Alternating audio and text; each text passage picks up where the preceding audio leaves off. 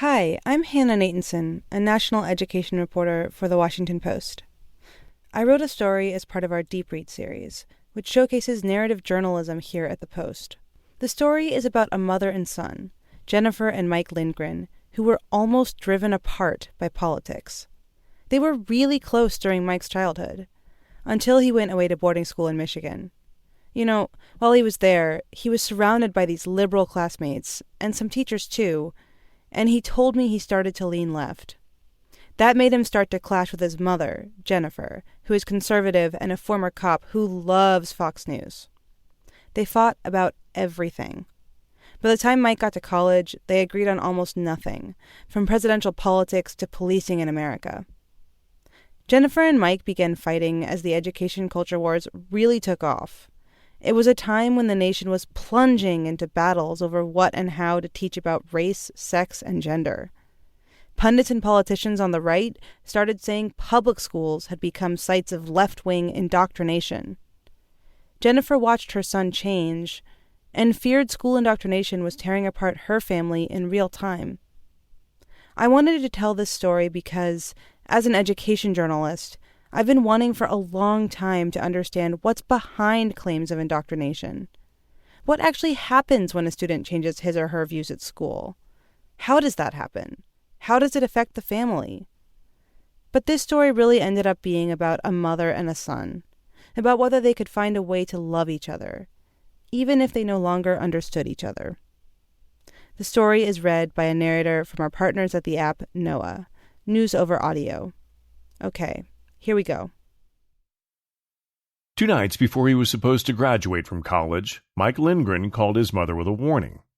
Jennifer Lindgren, 53, was packing her pink suitcase for an early morning flight from her home outside Chicago to Ithaca College in upstate New York. In her son's 4 years at the liberal arts school, she had never visited.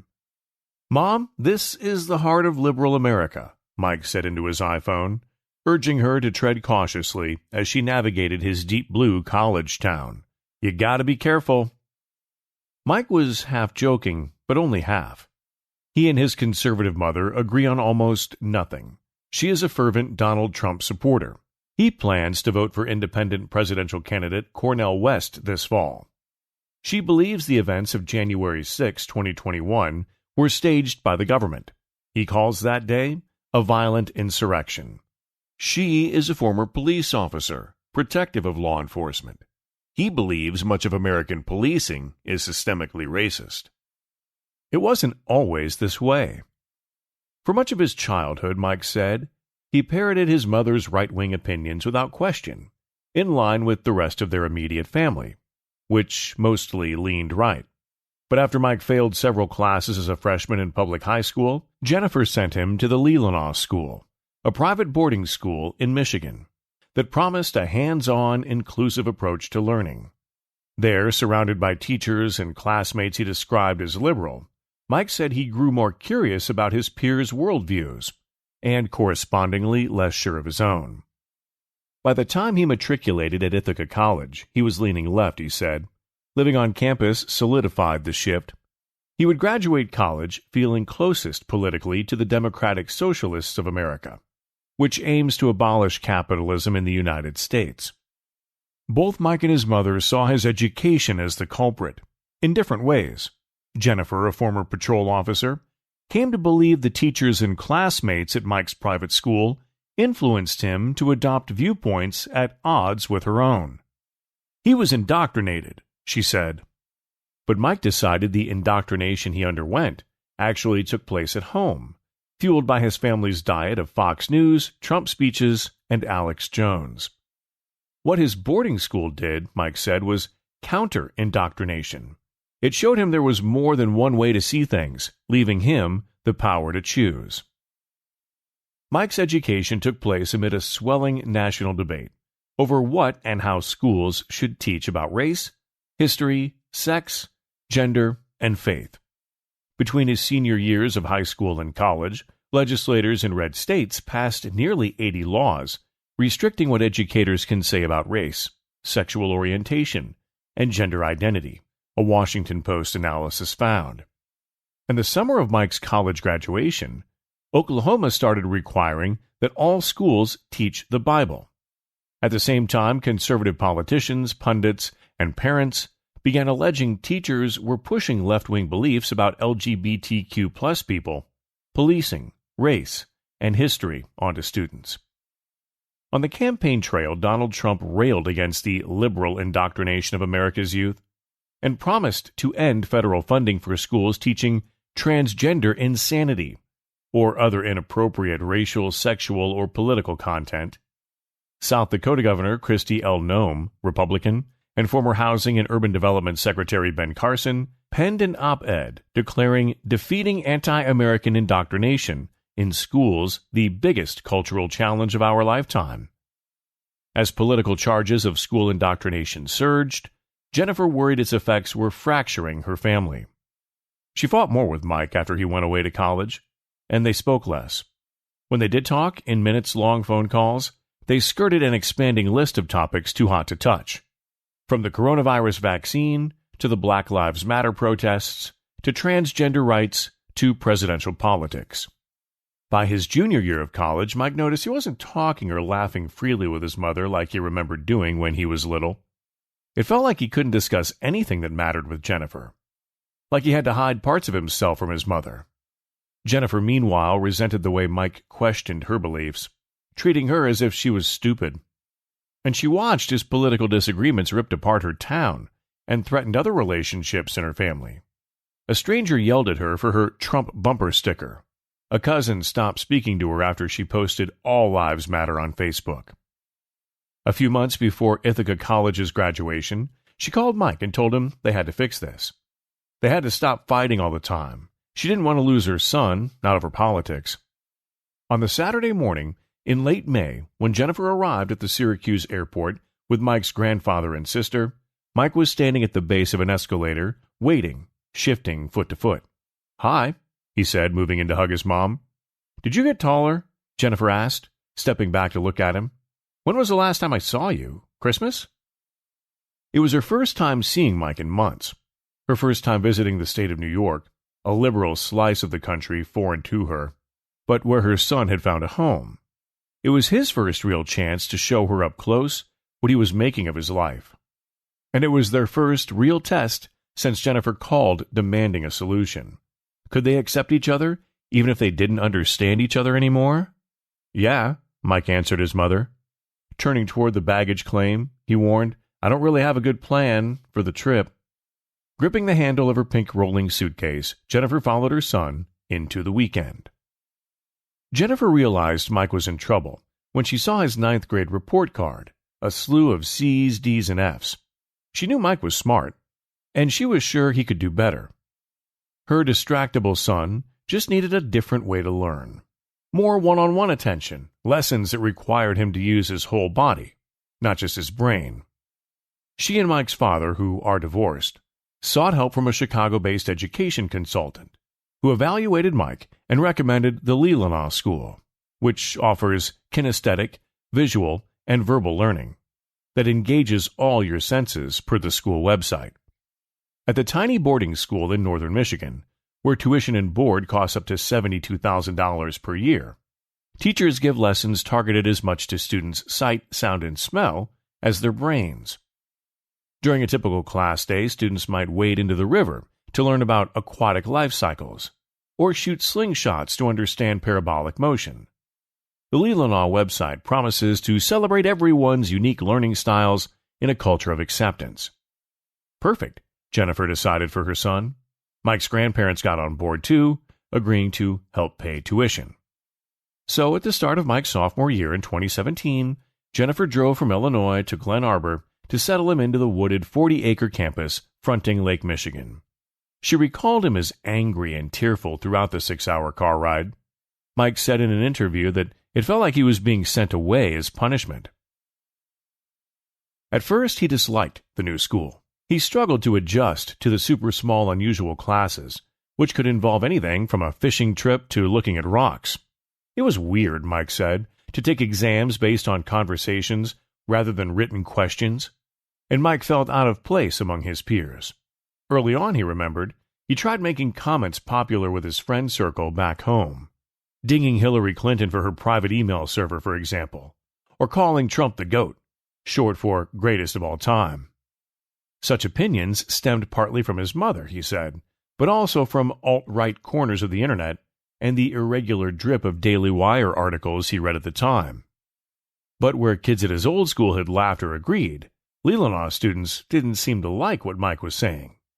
They told Mike his comments weren't okay, Mike recalled, especially one student, Jack Simmermeyer, who lived in Mike's suite and who happened to be gay, something Mike made fun of at the time, he said. Jack, now 23, said in an interview that he remembers Mike using an anti-gay slur a lot, slinging it like a nickname greeting him at night, with, "Sup, f***." Other times, Mike asked rude questions about sex acts, or found ways to make Mike gayness the butt of the joke, Jack said. But Jack never complained to adults at the school. He didn't find Mike's behavior threatening, he said, just ignorant. He judged that Mike was hunting for reactions. He wanted to trigger the libs, Jack said. He wasn't my favorite person, Jack said, but the way I viewed him, he just didn't know. He wasn't aware. He hadn't had the exposure to other people where you can build tolerance. Instead of reporting Mike, Jack decided to teach him. He explained the F word was hurtful. He argued with Mike about politics and other current events, once pushing back, for example, when he heard Mike satirizing queer identities by claiming he identified as an attack helicopter. Eventually, Mike started listening, out of simple curiosity. The discourse that was happening, I wanted to stop rejecting it, he said in an interview. I wanted to ask more questions. Why were things the way they were? By Mike's junior year, Jennifer started to notice changes in her son, too. When she called to tell him she was planning to visit Leelanau, he paused on the line before blurting out a warning, "Do not wear your Trump sweatshirt. And don't ever say former President Trump while you're here," Jennifer recalls Mike saying. "I don't want you to say anything about Trump." Jennifer was shocked, a little hurt. She hadn't been planning to bring the Trump gear anyway. Why would she? Her political views had nothing to do with visiting her son at school. Mike should have known that. When she arrived on campus a few days later, making sure to leave the sweatshirt at home, she was further startled by how casually the teachers and students dressed and behaved toward one another. They wore jeans, she said, and used first names. It was all so different from the conservative Catholic school she grew up attending. One day, Mike told her, school leaders let students out of class to protest for more gun control. Both Mike and Jack said they guessed most Leelanau teachers were liberal based on the ways they decorated their classrooms or occasional comments they dropped in casual conversations. Still, both emphasized they never received explicitly political education at Leelanau. Instead, educators canvassed left and right-wing arguments in class, making sure students understood both sides. The Leelanau school did not respond to requests for comment. Driving home, Jennifer wondered if most of Mike's classmates and teachers at Leelanau leaned left. But she dismissed the thought before she finished the drive. The school seemed so good for Mike in other ways. His grades were up. He was more articulate. He spent less time playing video games. And she really liked his teachers. They clearly cared about her son and were able to work with him in one-on-one ways his public school hadn't. What, Jennifer thought, did politics really matter? Soon it was Mike's senior year, and time for him to choose a subject to investigate for his thesis project. Intrigued by swirling rumors of a mysterious disease just beginning to inflict fatalities in Wuhan, China, Mike chose to research the coronavirus. He set out in January 2020 to assess just how far the illness might spread. Through hours of painstaking research online, he learned with his chemistry teacher's help to distinguish between scientific reports, reliable news sources, and social media-fueled rumors. He came away convinced that COVID had the potential to disrupt the entire globe, and that Americans should listen closely to the National Institute of Allergy and Infectious Diseases chief Anthony S. Fauci. By contrast, Mike became increasingly alarmed by conservative politicians' skepticism around the virus, especially Trump's. When Trump insisted the virus would miraculously go away, compared COVID favorably to the flu, or called the risk to the American people very low, Mike bristled. Such commentary, he was beginning to fear, would cost millions of lives. As Mike raced to finalize his senior project, the virus began proving his worst projections true. COVID surged into the United States with a vengeance, forcing schools nationwide to shut their doors, including Leelanau. Come late spring, Mike headed home to finish out his senior year by Zoom, and to find his mother repeating every right-wing theory he'd come to detest. A couple of months before the 2020 presidential election, Jennifer was parking at the grocery store when a stranger stopped his car, jumped out, and started screaming at her. It was a few seconds before Jennifer realized what he was yelling about: the Trump sticker on her bumper. Around the same time, scrolling on Facebook, Jennifer noticed a cousin had posted to complain about police treatment of Black Americans, writing Black Lives Matter. Stung by what she saw as a harsh reflection on her own career in law enforcement, Jennifer replied in the comments that the way she saw it, all lives matter. The ensuing torrent of abuse from the cousin and her friends drove Jennifer to quit Facebook, she said. The next time she saw the cousin at a family function, they stayed on opposite sides of the room, not speaking. Jennifer couldn't help recalling how she used to change the cousin's diapers. But suddenly ties like that didn't seem to matter. America, like her town, like her extended family, was more split over politics than Jennifer had ever known it. When Mike came home, so did the division. One evening after dinner, Mike wandered into Jennifer's bedroom and sat down on a large beige couch, a favorite childhood haunt for both Mike and his sister Grace. Jennifer turned to face him, looking away from a television screen playing Fox News. Mike began talking through what happened that day, inevitably about COVID. Jennifer told her son about a video she'd seen online, showing military tanks taking over cities in lockdown. The person who posted the video, she told him, feared the government might use the virus as an excuse to enforce martial law. "That shit's crap," Mike recalled responding, alarmed. He suggested she look at the resources she'd relied on for his COVID presentation instead. The World Health Organization, for example, or bulletins from the Centers for Disease Control and Prevention. Jennifer felt a burr of alarm. She didn't agree with what her son was saying, and she didn't appreciate the implications she was being duped. Just when had Mike become so confident his information was right, and hers wrong? "Let's just go to bed," she said, after several silent minutes. Soon the meetings became a nightly ritual. It was a way to process a world that seemed to be spinning into chaos, and increasingly, a measure of just how differently mother and son viewed that world. At first, their evening discussions centered on COVID.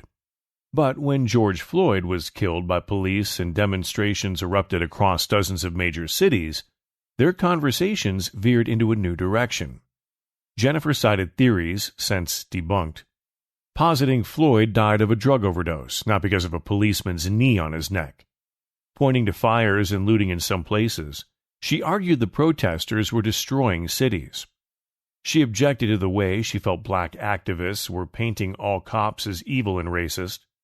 She knew policemen. She'd worked nearly 2 decades in the force, and she wasn't evil or racist. To Mike, though, Floyd's death was undeniable proof of the racism baked into American structures and institutions. He deemed the protests, even those that turned violent, a long overdue reckoning. Neither budged. They both clung close to their opinions, convinced the other was wrong. Mike had never argued like this with his mother. He was worried for her health, dismayed by her opposition to pandemic safety measures such as masking. He felt like she wasn't listening to him, like suddenly she didn't believe him anymore. Jennifer, meanwhile, was wondering when her son stopped respecting her. She never remembered behaving so rudely to her own parents, Reagan devotees who raised her with a Republican flag in the front yard and Fox News on the television. Her whole life she had retained their views without question. In the spring of 2020, Mike learned he'd been admitted to Ithaca College with a scholarship. Teachers told him it was a great school. He thought upstate New York looked beautiful. And anything that took him away from Chicago and the nightly bickering, Mike felt, was a good option.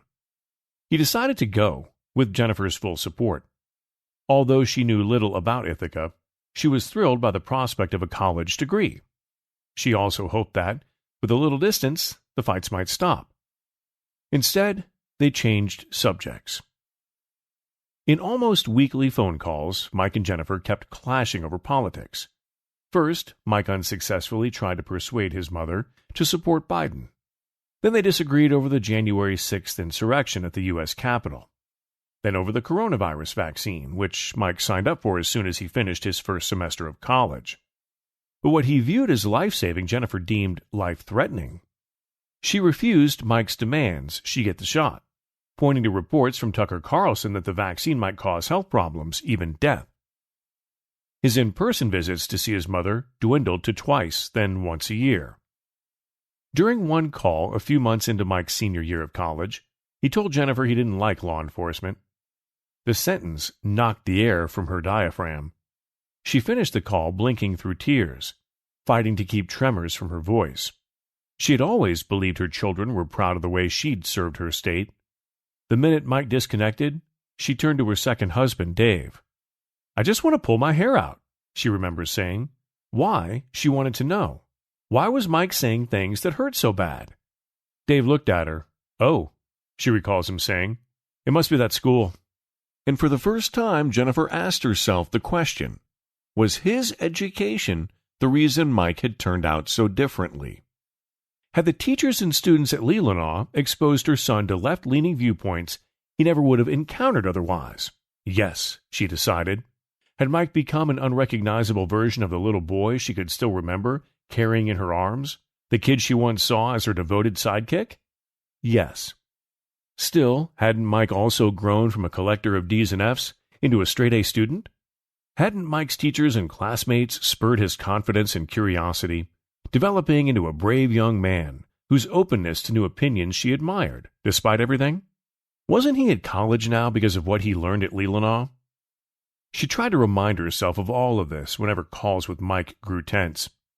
To stay patient with her son, even when it felt like he was making fun of her. Mostly, she tried to avoid broaching topics she suspected might spark disagreement.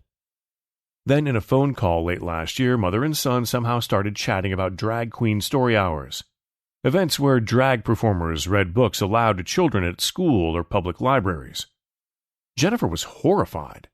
She couldn't understand why anyone would think it was appropriate to confuse fragile young children by introducing them to the concept of cross-dressing before they were ready. But Mike laughed at her, she recalled. "Well, what's wrong with that?" he kept asking over the phone. In another first for Jennifer, she hung up on her son. Early this year, Jennifer phoned Mike yet again, this time with a message. "You," she told him, "you don't understand where I'm coming from." She wasn't some brainwashed idiot, repeating Republican rhetoric like a robot, she said. She didn't believe conservatives were perfect, or that they made all the right decisions, and he shouldn't think Democrats were perfect either.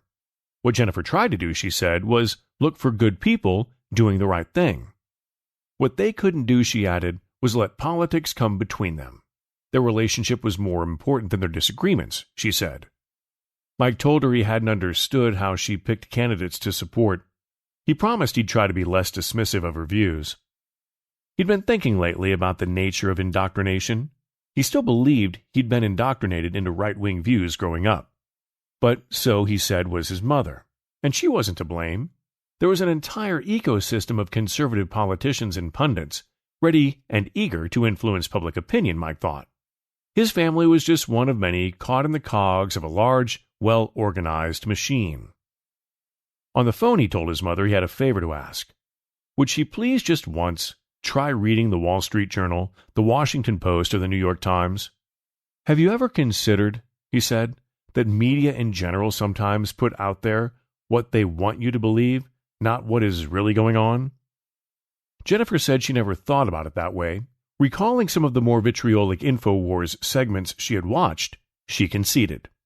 Perhaps Mike had a point. She promised her son she would try. 3 months later, Mike stood pointing at a red-awninged building on the Ithaca Commons, a slice of downtown near his campus crammed with cafes, bookstores, and boutique clothing shops. It was the day before graduation, and he was a few minutes into giving his mother, grandfather, and sister a tour.